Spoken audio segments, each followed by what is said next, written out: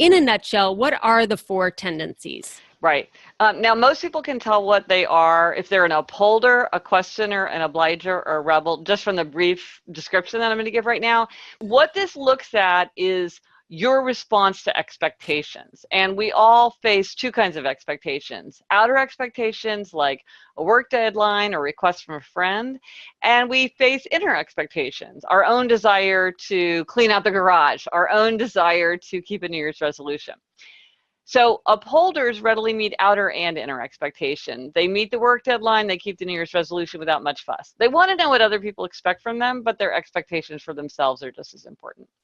Then there are questioners. Questioners question all expectations. They'll do something if they're convinced it makes sense. So they make everything an inner expectation. If it meets their inner standard, they'll do it. If it doesn't, they will push back.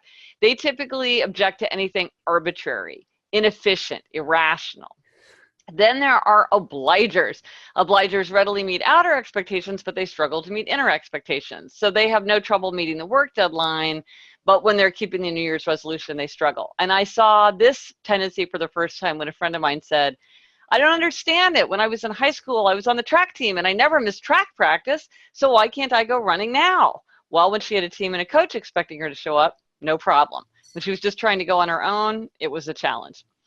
And then finally, rebels. Rebels resist all expectations, outer and inner alike. They want to do what they want to do in their own way, in their own time.